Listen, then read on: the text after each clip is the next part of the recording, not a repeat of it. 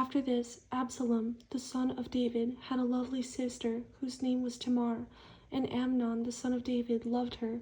Amnon was so distressed over his sister Tamar that he became sick, for she was a virgin. And it was improper for Amnon to do anything to her. But Amnon had a friend whose name was Jonadab, the son of Shimea, David's brother. Now Jonadab was a very crafty man, and he said to him, "Why are you, the king's son, becoming thinner day after day? Will you not tell me?" Amnon said to him, "I love Tamar, my brother Absalom's sister."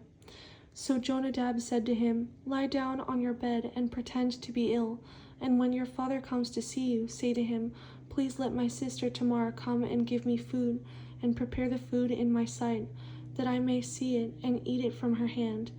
Then Amnon lay down and pretended to be ill, and when the king came to see him, Amnon said to the king, "Please let Tamar my sister come and make a couple of cakes for me in my sight, that I may eat from her hand." And David sent home to Tamar, saying, "Now go to your brother Amnon's house and prepare food for him." So Tamar went to her brother Amnon's house, and he was lying down. Then she took flour and kneaded it, made cakes in his sight, and baked the cakes. And she took the pan and placed them out before him, but he refused to eat. Then Amnon said, "Have everyone go out from me." And they all went out from him. Then Amnon said to Tamar, "Bring the food into the bedroom, that I may eat from your hand." And Tamar took the cakes which she had made, and brought them to Amnon her brother in the bedroom. Now when she had brought them to him to eat, he took hold of her, and said to her, "Come, lie with me, my sister."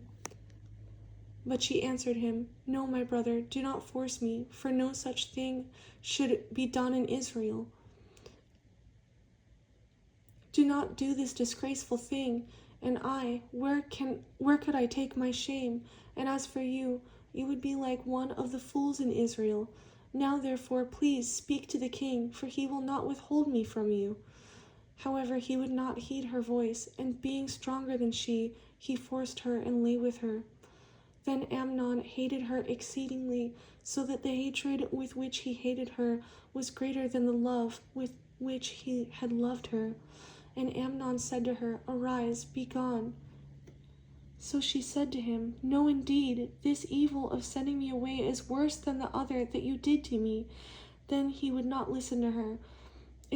But he would not listen to her. Then he called his servant who attended him and said, "Here, put this woman out, away from me, and bolt the door behind her." Now she had on a robe of many colors, for the king's virgin daughters wore such apparel. And his servant put her out and bolted the door behind her. Then Tamar put ashes on her head and tore her robe of many colors that was on her, and laid her hand on her head and went away crying bitterly. And Absalom, her brother, said to her, "Has Amnon, your brother, been with you? But now hold your peace, my sister. He is your brother. Do not take this thing to heart." So Tamar remained desolate in her brother Absalom's house.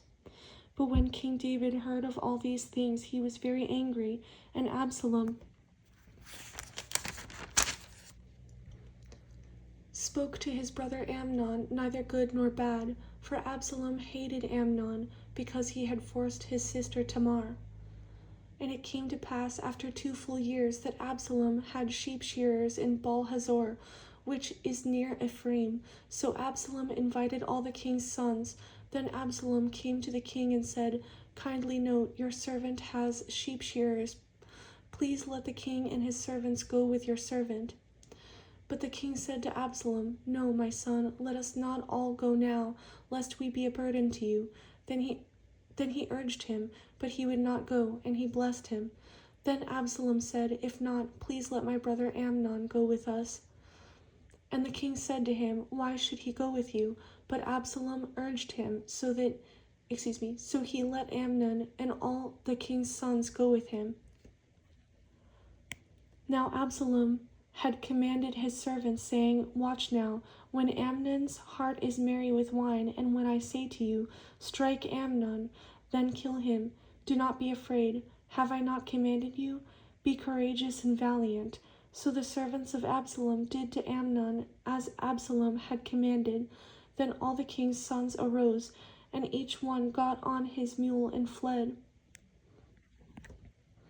And it came to pass, while they were on the way, that news came to David, saying, Absalom has killed all the king's sons, and not one of them is left.